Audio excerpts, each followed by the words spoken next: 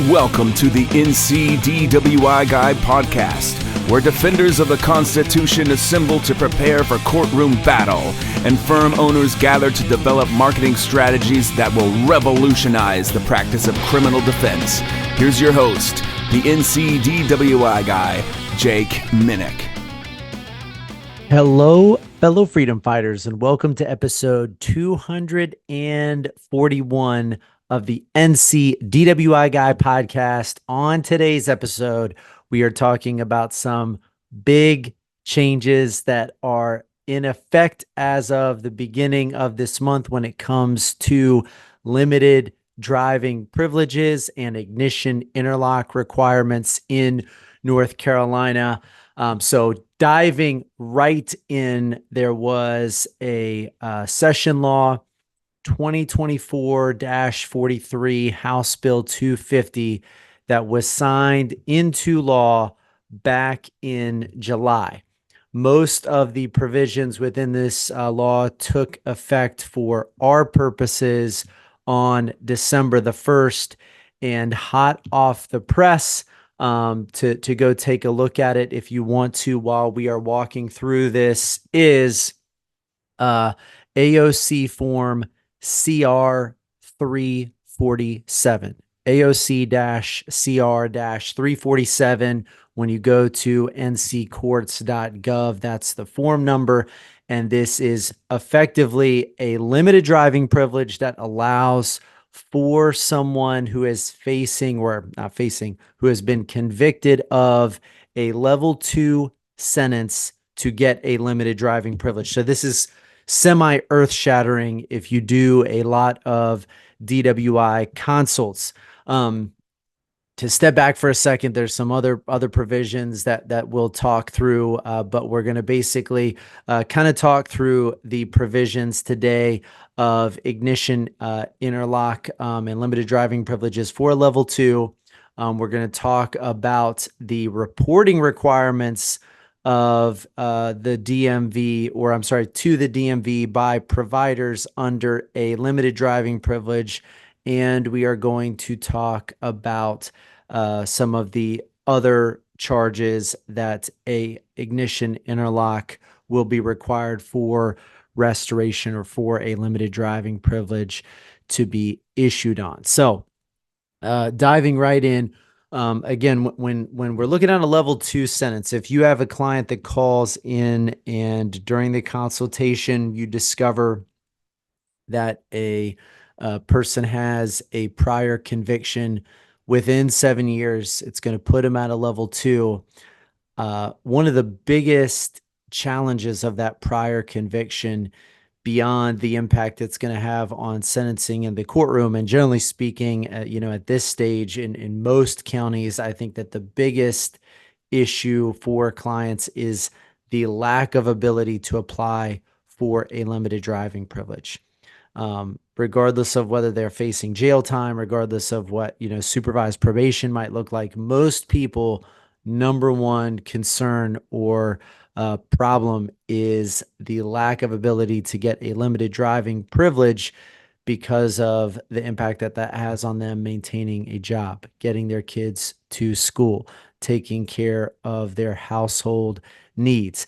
Limited driving privilege is first and foremost front and center consequence when it comes to the vast majority of obviously 3, 4, and 5 sentences, but then also level 2. So in the past, if your client is looking at a level A1, level 1, or level 2, no ability to get a limited driving privilege at the level 2 sentence. Well, that is officially changed as of right now. And there exists currently, as I just pointed out, a limited driving privilege for a person that has been convicted of a DWI within 7 years and is looking at a level 2 sentence. So what are the requirements of getting a limited driving privilege at a level 2 sentence? And this is extremely important in terms of talking through these consequences on the front end of things with your client in real time, and then also in terms of getting the privilege ready to go if there is an actual conviction. But All right. Requirement number one is that the person has to have either had a valid driver's license at the time of the new DUI, the one that they're going to be sentenced at a level 2 on. They either have to have a valid driver's license or a license that has been expired for less than 1 year. Secondly, the person cannot have an alcohol concentration of 0.15 or higher.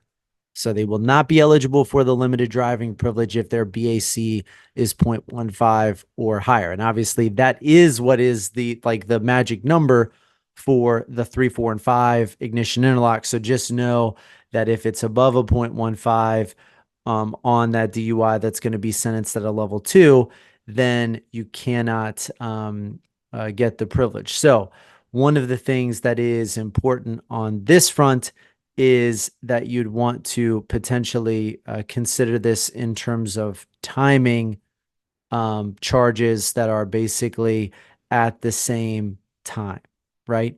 So basically timing these charges, if you've got 2 pending DUIs, you would want to consider how you're going to time those if one of those is a 0.15 and the other is not a 0.15. You can't have more than one offense involving impaired driving. Again, has to be a level 2 sentence that is provided, or 3, 4, 5, which I don't really know why that's in here. That doesn't particularly make sense, but again, we're potentially looking at level 2, and then or primarily looking at level 2, and then there can't, subsequent to the offense the applicant has been convicted of, be any unresolved charge lodged against the applicant for impaired driving. So those are the requirements. You want to look through those both in the statute and in the limited driving privilege to make sure that you are familiar with those. Now, one of the things that is really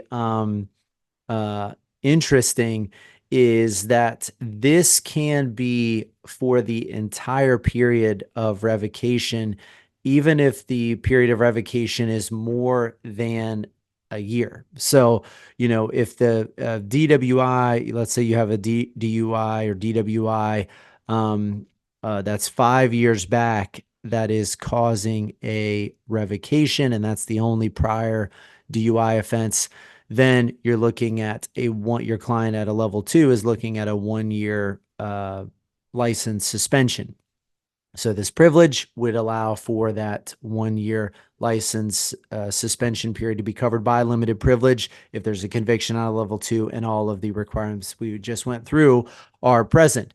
But what is additionally allowed, and this is an even greater allowance for your client, is that if there is a 4-year revocation for basically a second DUI within a 3-year period, or if there is a permanent revocation but your client is still at a level 2, then under either of these, your client is still eligible to get a limited driving privilege. So again, a huge consequence from a driving perspective. If your client has a second DUI within 3 years, they're now looking at a 4-year license suspension with the ability, obviously, to get a limited or to get a hearing 2 years into that 4-year suspension under the old law.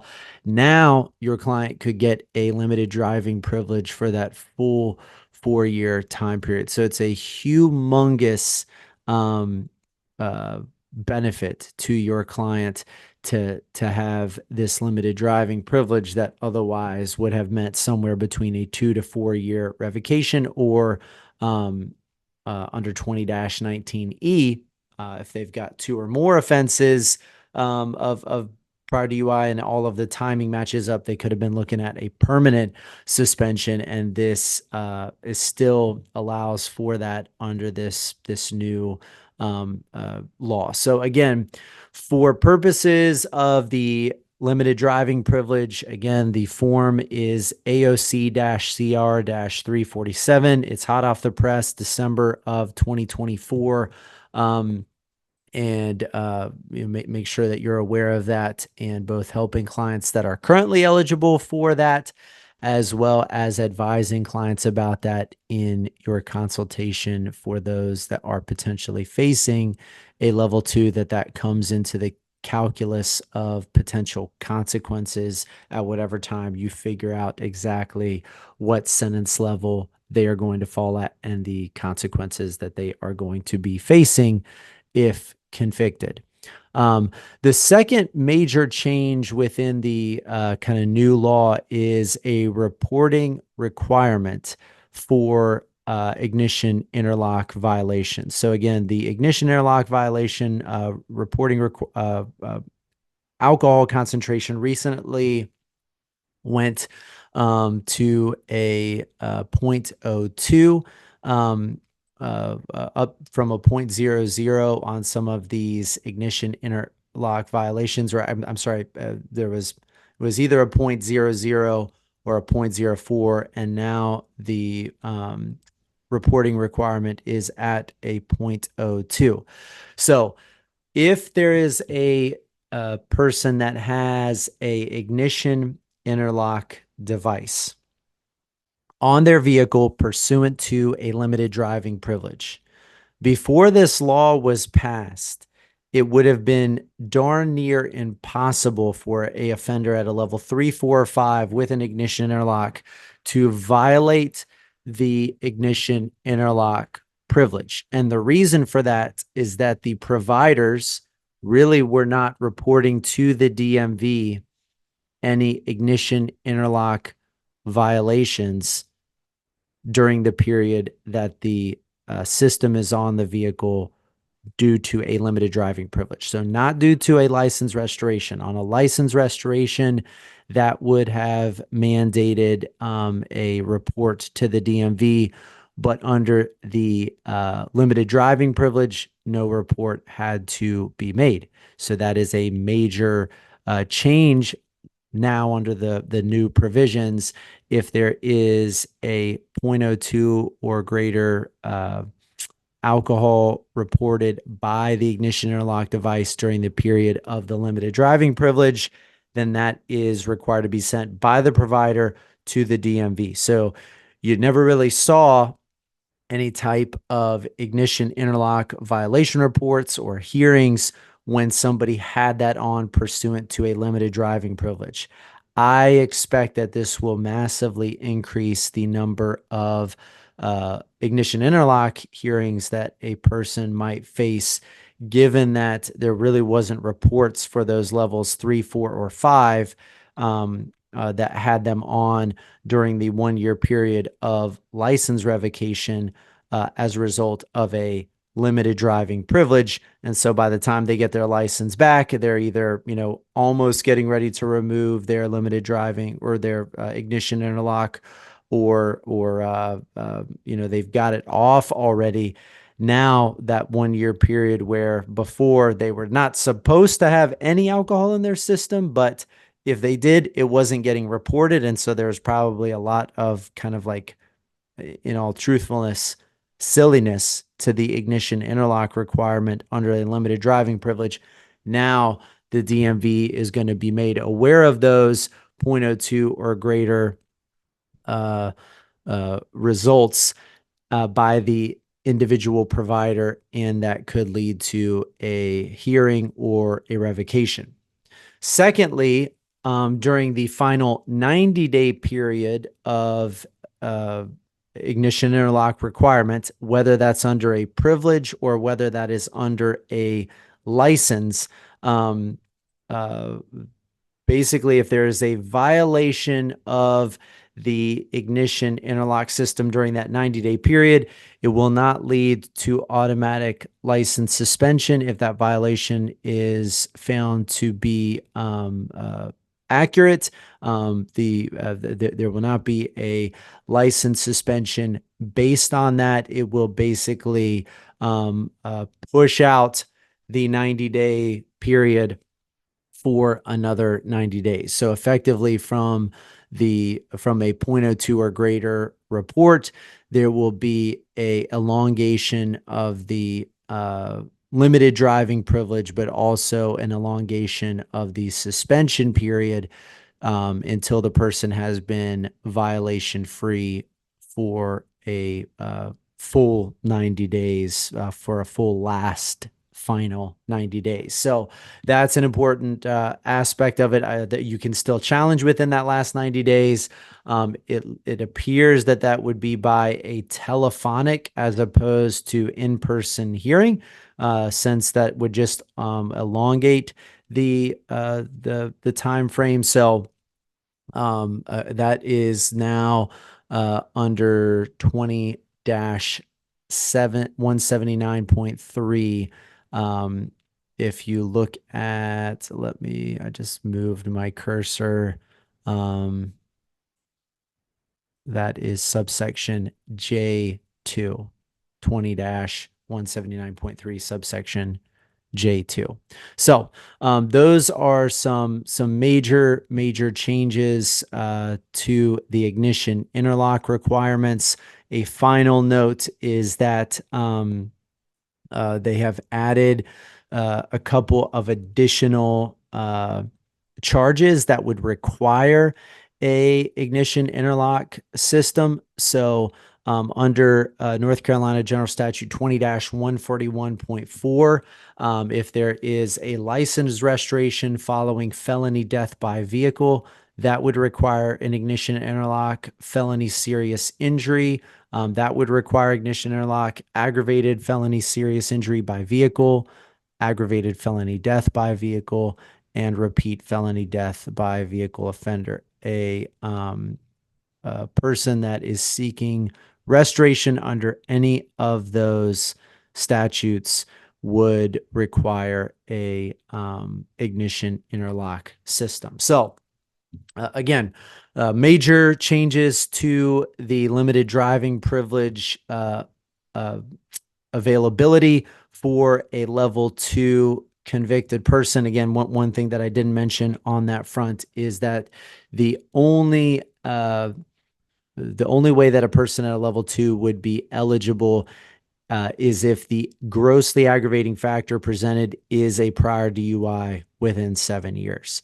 If the grossly aggravating factor is DWLR impaired, if the grossly aggravating factor is a serious injury, then you cannot get the limited driving privilege. So it's only for a person that is looking at level 2 sentencing due to the fact that there is a prior DUI within 7 years. So check out the new changes to 20-179.3, as well as the new limited driving privilege, and make sure that you get your clients advised on that front, that you get your level 2 clients prepared for sentencing with the possibility of having a limited driving privilege. And I expect, again, for those of you that do ignition interlock violation hearings, this may result in a huge increase in the number of ignition interlock violation hearings. So hope that information is helpful to you, and I look forward to speaking with you again next time.